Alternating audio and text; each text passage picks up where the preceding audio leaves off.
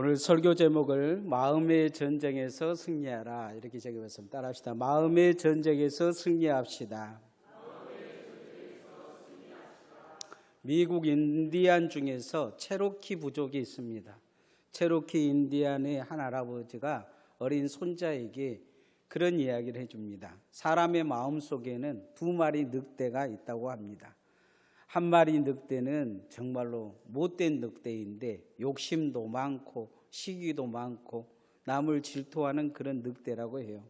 또 한 마리 늑대는 정말로 성실하고 사랑도 있고 포용력도 있고 그런 착한 늑대 두 마리가 마음속에 살고 있다. 이렇게 손자에게 할아버지가 이야기해 줍니다. 그러자 손자가 대뜸 하는 말이 그 두 늑대가 싸우면 누가 이겨요? 하고 물어보는 거예요. 그러니까 할아버지가 하는 말이 그거야 내가 마음을 주는 늑대가 이기지 하더라는 것입니다. 마음을 주는 늑대가 이긴다. 이것은 세상 사람들의 생각에 내 마음, 내 마음대로 할 수 있다. 이런 생각을 가지고 있기 때문이죠. 우리의 영적 상황을 우리 마음대로 할 수 있을까요? 내 마음을 내 마음대로 할 수 있을까요? 성경은 어떻게 이야기하고 있습니까? 성경은 내 마음은 전쟁터인데 내 마음대로 움직일 수 없다 이야기를 합니다. 내 마음 속에 두 마음이 싸웁니다.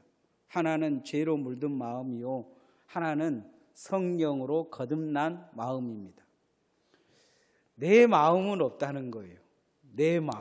내 마음은 이미 죄로 물들어서 죽어버린 거예요.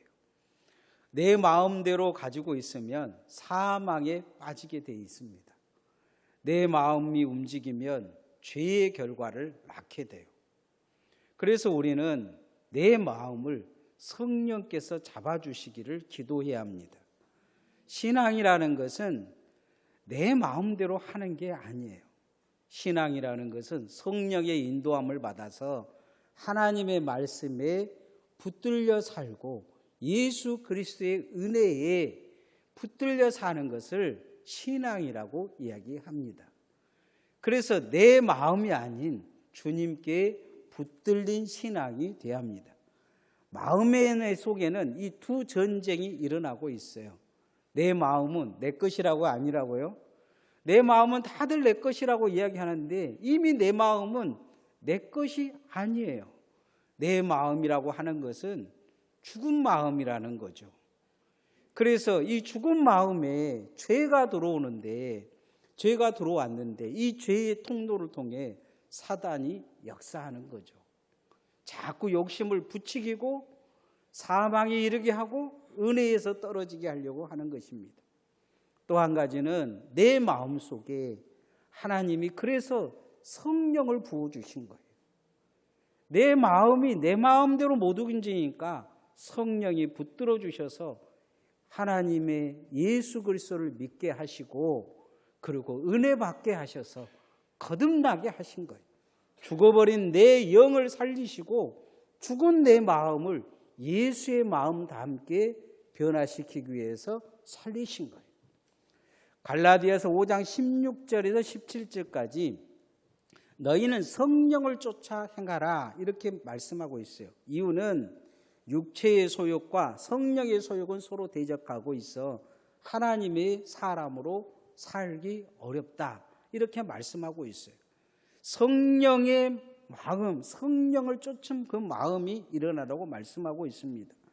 내 마음 속에 보이지 않는 전쟁이 태어나면서부터 시작된 게 아니고 예수 믿고 거듭남 순간 시작되어진 거예요.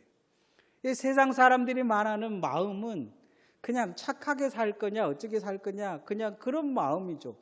그래서 윤리적이나 철학적인 관점에서 말하는 마음의 싸움은 그냥 마음을 어떻게 조절해 볼 거냐 이런 생각을 해요. 그러나 성경은 우리의 마음은 구원과 연결되어 있기 때문에 성령이 지배해야 된다 이렇게 말씀하고 있습니다. 야고보서 4장 1절에 너희 중에 싸움이 어디서부터 다툼이 어디서부터 나느냐 너희 주체 중에서 싸우는 정욕으로부터 나는 것이 아니냐 이야기합니다. 싸움이 어디에서 나냐는 거예요. 마음의 다툼이 어디서 나요? 욕심으로 난다는 거예요. 그래서 성경은 욕심이 잉태한 즉 죄를 낳고 죄가 장성한 즉 사망에 낳는다 이야기합니다. 이게 예수가 없는 마음입니다. 거듭나지 않는 마음이에요. 이런 마음으로 살면 결국 지옥 가게 돼 있습니다. 사단은 이런 마음을 갖게 하기 위해서 인간에게 첫 번째 가져다 준 무기가 있어요. 인간의 마음을 조종하기 위한 거예요. 그건 뭐냐면 교만입니다. 그래서 야고보서는 오늘 이 야고보서 4장에서 이 교만한 마음과 싸워서 이기라 이야기합니다. 교만의 반대말은 겸손이죠. 내 마음이 주 앞에서 자꾸 낮아져서 겸손함으로 믿음으로 승리할 수 있기를 소원합니다. 따라합시다. 겸손함으로 승리합시다. 사람이 겸손하면 사람들이 서로 인정을 해주죠. 하나님도 인정해 줍니다. 그런데 사람이 교만하기 때문에 가장 먼저 드러나는 건 뭐냐? 하나님을 인정 안 하는 거예요. 세상 사람들에게 하나님 이야기하면 하나님 봤어 이야기하잖아요. 자기가 무슨 하나님인 것처럼 이야기를 해요. 자기가 무슨 하나님의 모든 걸 아는 것처럼 이야기해요. 교만한 거죠. 하나님에 대해서 이야기하면, 예수님에 대해서 이야기하면 겸손히 들어보려고 해야 돼요. 그런데 인간은 뭔가 아는 것처럼, 깨달은 것처럼 스스로 말하고 거짓되고 착각하고 사는 거죠. 성경은 하나님은 다르시다 이야기합니다. 우리를 구원하러 오신 예수님은 다르다고 이야기하고 있어요.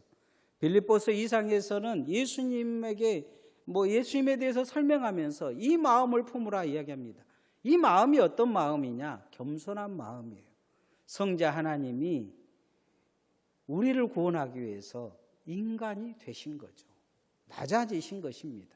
인간이 오셔서 모욕을 주고 그에게 있어서 채찍으로 침을 뱉어도 그는 겸손히 우리를 구원하기 위해서 그 모든 모욕을 참으시고 십자가를 지셨습니다. 주님의 겸손이 우리를 구원한 거예요. 우리 같으면 견디겠습니까? 여러분, 누군가 옆 사람이 그냥 지나가면서 째려만 봐도 못 견디잖아요. 그런데다가 욕을 한다고 생각을 해보세요. 그러면 집에 가서 잠을 못 잘 거예요. 이를 부드득 갈 거예요. 좀 성질이 급한 사람은 옆 사람이 욕하면 그냥 같이 욕할 거예요. 더 급한 사람은 주먹 쥐고 싸울 수도 있어요. 그런데 예수님은 그 모욕을 참으시고 우리를 구원하신 거예요. 무엇 때문이냐? 우리를 사랑하시고 우리를 긍휼히 여기셨지만 그분이 겸손하셨기 때문이에요. 그래서 이 마음을 품으라 이야기하고 있어요. 신앙은 겸손을 잃어버리면 사단이 역사해요. 주님은 왜 겸손을 택하셨을까요? 그것은 하나님의 말씀에 겸손이 주의 큰 은혜를 주기 때문이라 말씀합니다. 야고보서 4장 6절 말씀 한번 읽어봅시다. 시작. 그러나 더욱 큰 은혜를 주시나니 그러므로 일렀으되 하나님이 교만한 자를 물리치시고 겸손한 자에게 은혜를 주신다 하였느니라. 겸손한 자에게 은혜를 주신다는 거예요. 우리가 구원받은 것은 내가 잘해서가 아닙니다.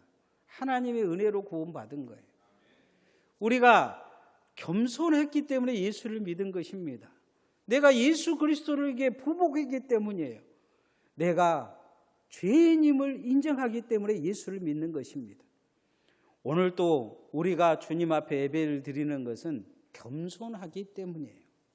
하나님 앞에 여러분이 이 겸손으로 더 큰 은혜로 나아갈 수 있기를 소원합니다.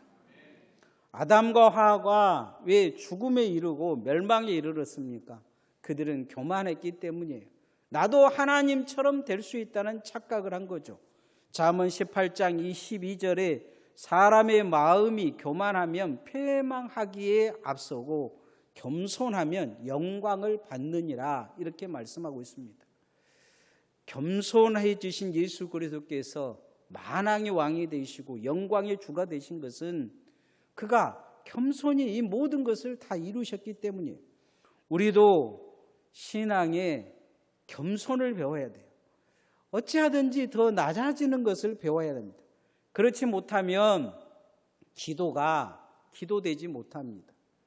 예수님이 비유를 드신 기도가 있어요. 한 사람은 세상에서 죄를 많이 진 사람이요, 한 사람은 종교적으로는 괜찮은 사람이었어요. 그런데 두 사람의 기도에 대해서 이야기하시면서 누구의 기도가 진짜 기도냐고 물으셔요. 한 바리새인과 부자가 하나님 앞에 이 세리를 옆에 두고 저 세리 같지 않게 하고, 내가 정말로 금식하고 내가 11조 드리고 뭐 이런 기도를 하고 있는 이 사람의 기도에 대해서 주님은 문제 있다 이야기하신 거죠. 세상에서는 죄인이지만 하나님 앞에 감히 고개를 못 들고 기도하는 이 세리의 기도에 하나님이 응답하실 것이라고 말씀하신 것을 볼 수가 있어요. 겸손하지 못하면 기도가 아니라는 거예요. 겸손하지 못하면 죄를 인정하고 회개할 수 없어요. 겸손하지 못하면 하나님께 나아갈 길이 열리지 않아요. 그래서 주님 앞에 오면 겸손히 내 자신을 주님 앞에 낮추어야 돼요. 예배란 부복하는 것인데 내 자신을 겸손히 주님 앞에 낮추는 거예요. 주님의 은혜를 구하는 거예요. 여러분이 예배를 통해 더 낮아지시기를 원합니다. 하나님 앞에 납작 엎드셔야 돼요. 겸손히 무릎 꿇고 주님의 은혜의 보좌 앞에 나아가는 성도들에게 하나님이 은혜와 복을 주실 줄 믿습니다. 두 번째는 내 마음에 성령이 임재하시고 성령이 역사해야 돼요. 이건 아주 중요합니다. 사단이 가장 싫어하는 게 있어요. 그건 뭐냐면 예수의 이름으로 이렇게 이야기하는 거예요. 그리고 또 싫어하는 게 있어요. 예수님의 보혈의 피로 이야기하는 거예요. 저도 귀신 쫓으면서 예수님의 이름으로 하면 사단이 떨어요. 예수님의 보혈의 피로 하면 귀를 막 막고 소리 질러요. 그런데 성경에 보면 그렇게 이야기했는데 귀신 들린 자가 그냥 그 말한 사람을 위에 그냥 엎어놓고 막 핥히고 그런 사람 내용이 나와요. 한 사람이 예수의 이름으로 이야기한 게 아니에요. 스와게라는 이 귀신 쫓는 무당이 제자들이 막 예수 이름으로 예수님의 피로 온 게 귀신 나간 거 보고 자기들과 그 7 아들들도 귀신을 쫓는 무당들이었어요. 그 8명이 가가지고 귀신 하나 들린 사람한테 막 그렇게 이야기를 하는데 이 귀신 들린 사람이 대뜸 이야기하는 거예요. 내가 예수도 알고 바울도 하는데 너는 누구냐 하면서 그 사람들 이 8명을 그냥 한 곳에다 모아놓고 올라타고 막 핥히고 그런 거죠. 나중에 이 스와게가 돈 주고 성령을 받으려고 해요. 왜냐하면 돈 벌기 위해서. 여러분, 아무리 예수 안 믿는 사람이 예수 이야기한다고 해서 되는 게 아니에요. 뭐 예수님의 보혈의 피 이야기하는데 사단이 웃기고 있다고 이야기해요. 성령이 역사하셔야 돼요. 내 마음도 마찬가지예요. 내 마음의 신앙이 내가 믿는 것 같은데 나를 붙들고 있는 힘이 있어요. 내가 오늘 주님 앞에 오는 것 같은데 나를 끌고 오는 힘이 있어요. 바로 성령님이 역사하신 거예요. 따라합시다. 내 삶에 성령님이 역사해야 됩니다. 바울 사도는 로마서 7장에서 아무리 열심히 믿어보려고 해도 뒤돌아보면 죄투성이라는 거예요. 바울이 예수 믿고 나서 정말로 열심히 믿어보려고 했는데 이게 뒤돌아보면 이게 마음이 죄투성인 거예요. 바울은 그런 이야기를 해요. 오호라 나는 공고한 사람이로다. 이 사망의 몸에서 누가 나를 건져내랴. 로마서 7장에 그런 이야기를 합니다. 이 이야기는 무슨 이야기냐면 아무리 예수 잘 믿어보려고 해도 나는 지옥 가겠다 이 이야기예요. 그런데 로마서 8장에서는 다른 이야기를 합니다. 그래도 나는 내 마음을 내가 이기지는 못해도, 내가 죄로 내 마음을 어떻게 하지는 못해도 나를 붙드는 힘이 있다는 거예요. 나를 천국으로 인도하는 힘이 있다는 거예요. 나를 거듭나게 하고 예수 믿게 하는 힘이 있다는 거예요. 그게 바로 성령의 법이라고, 죄와 사망의 법에서 나를 성령의 법으로 구원하셨다. 로마서 8장 1절 2절에 그렇게 이야기를 합니다. 성령이 내게 있다는 거예요. 성령이. 그래서 예수님은 물과 피로 거듭나지 아니하면 하나님의 나라에 들어갈 수 없다. 니고데모에게, 이 70인 공회인 니고데모에게 그렇게 말씀하셨어요. 성령이 아니면 안 된다 이야기합니다. 성경은 믿음도 누가 주신 것이냐? 성령이 주신 것이다 말씀하고 있는 것을 볼 수가 있습니다. 예수 믿는 것은 내가 믿는 게 아니오, 성령이 믿음 주셔서 믿는 것입니다. 오늘 내가 믿어지는 것도 내가 믿음 좋아서가 아니고 성령이 나를 붙들고 있기 때문이에요. 언제까지 붙들고 계실 것이냐? 천국 갈 때까지 나를 붙들고 계시겠다고 말씀하셨어요. 왜냐하면 성령이 놓으면 나는 다시 마귀에게 마음을 뺏겨버리기 때문이에요. 우리는 그래서 성령으로 거듭난 자임을 기억하시기를 소원합니다. 오늘 성경에는 그런 이야기해요. 성령님께서 시기하셨다는 거예요. 뭔 말이냐면 성부 하나님과 성자 하나님이 하시는 걸 보고 우리가 이렇게까지 해서 이 인간들을, 이 교만하고 죄 많고 하나님 말씀도 제대로 지키지도 못한 인간들을 살려야 해야 하느냐 할 정도로, 시기할 정도로 성부 하나님은 우리를 사랑하시고 성자 하신 하나님은 죽기까지 우리를 건져내셨다는 거예요.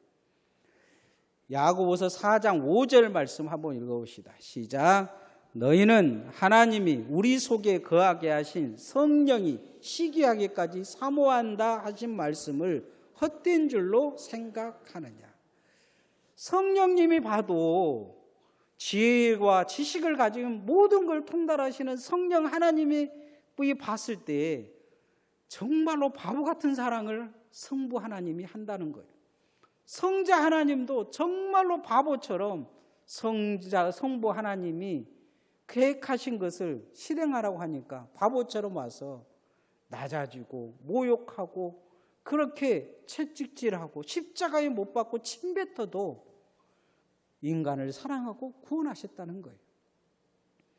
근데 성부 하나님은 이것 가지고는 안 되니까 예수님이 구원의 조건을 만들어 놨는데도 인간들은 못 믿어요.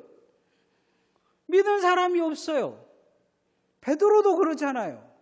예수님이 부활하고 나서 갈릴리에서 만나서 이야기하니까 베드로가 하는 말이, 나는 주님 위에 죽을 각오가 돼 있지 않아요. 못 죽어요. 나는 그냥 친구로 믿어요. 그냥 아는 사이로 끝냅시다. 이렇게 이야기하는 거예요.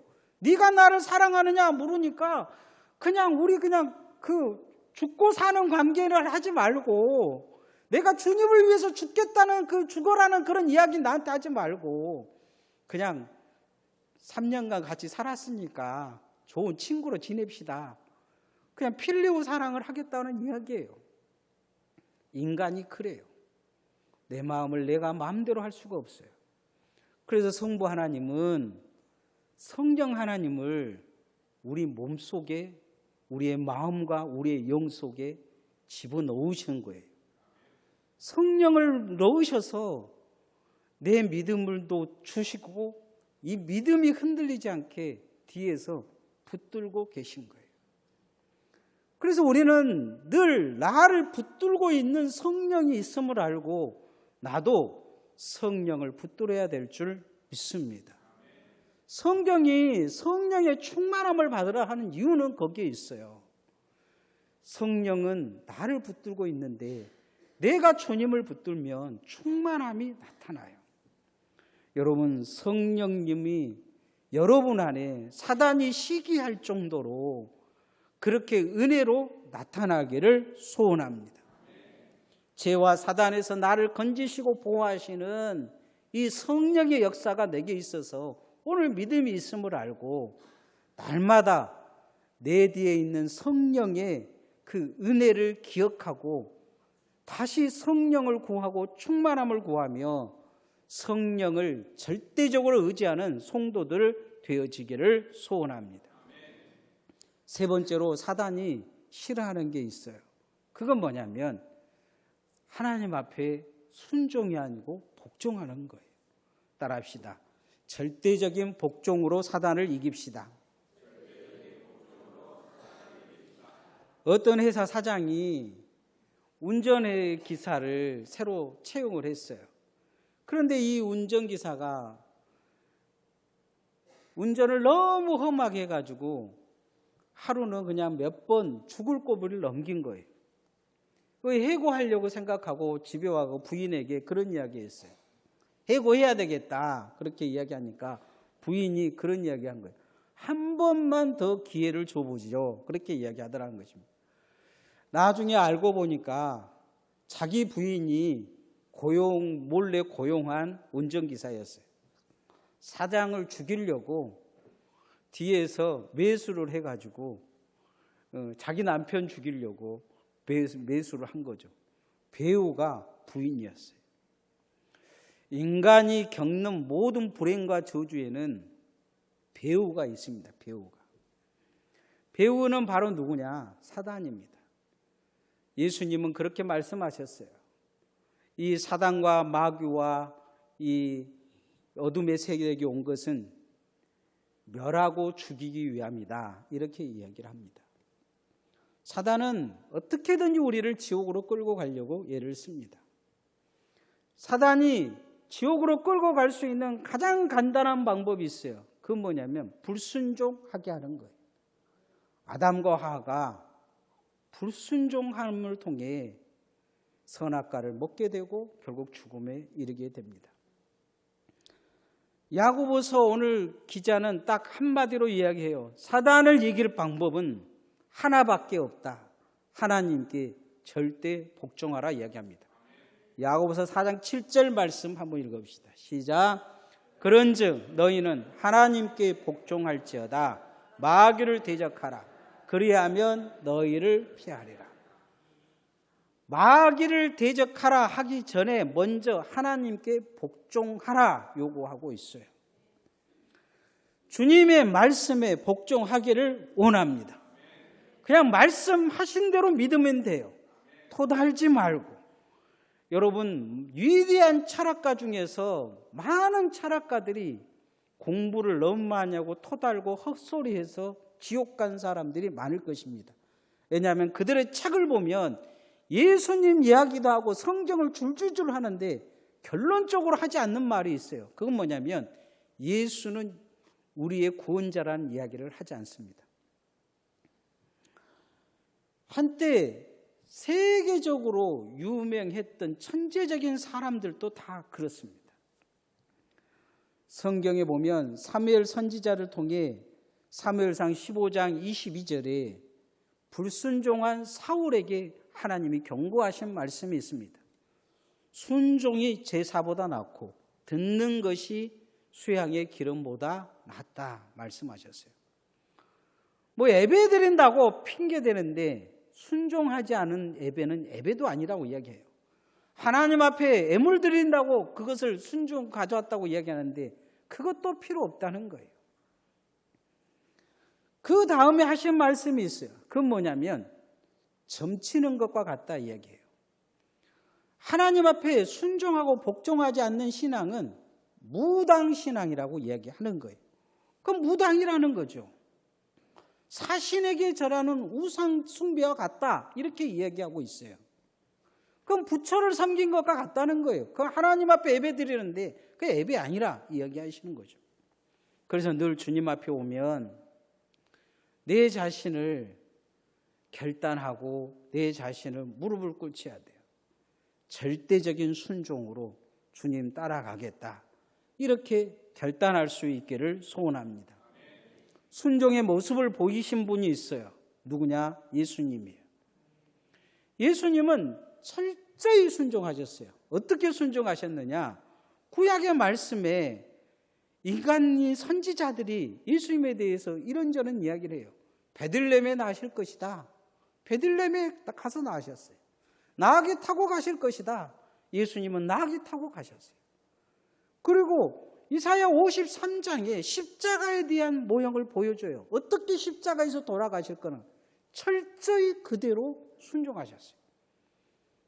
성부 하나님, 성자 하나님, 성령 하나님은 서로 네가 높고 내가 높고가 아니고 말씀하시고 계획하시고 실행하시면 서로 돕을 뿐만 아니고 철저히 복종하셨어요. 하나님 삼위일체 하나님도 서로에게 복종하고 협력하셨어요. 신앙은 복종하고 협력하지 아니하면 믿음의 틈이 생겨요. 사단이 들어와요. 마귀를 대적할 수가 없어요. 그 이름으로 아무리 사단이면 물러가라 예수 이름으로 이야기해도 이미 그 마음은 마귀에게 지배당하게 돼 있어요. 우리가 철저히 주의 말씀에 교회에 순종하고 복종함을 통해 사단을 이길 수 있는 믿음의 능력이 여러분에게 나타나기를 소원합니다. 말씀의 결론을 맺으면 내 마음은 전쟁터예요. 근데 내 마음이 내 거냐? 이미 아담은 마음을 뺏겨버렸어요. 아담 때부터 내 마음은 죽은 거예요. 이 마음 가지고는 천국 가지 못해요. 이 마음은 이미 과거에 내가 예수 믿기 전의 마음은 사단이 지배하고 있는 마음이에요. 죄가 지배하고 사망과 지옥이 지배하는 마음. 이 마음을 성령님이 내게 오셔서 뺏어서 하나님의 사람으로 바꿔놓으신 거예요. 내가 내 마음이 아니고 이제 내 뒤에 붙들고 있는 분이 있어요. 마귀에서 뺏어서 하나님의 마음으로 예수의 마음으로 바꾸고 구원의 사람으로 바꾸는 것이 성령의 역사예요. 그래서 반드시 이 마음을 지키기 위해 우리는 주 앞에 겸손해야 돼요. 늘 겸손히 주님을 잘 믿으시기를 소원합니다. 내가 성령을 붙들어야 돼요. 내 마음 붙든 분은 성령이에요. 성령으로 여러분 충만하시기를 소원합니다. 이 마음을 지키기 위해 가장 중요한 게 있어요. 사단은 자꾸 무너뜨리려고 해요. 틈을 보려고 해요. 틈을 주지 않는 것은 딱 한 가지밖에 없어요. 절대적으로 하나님 앞에 복종하는 거예요.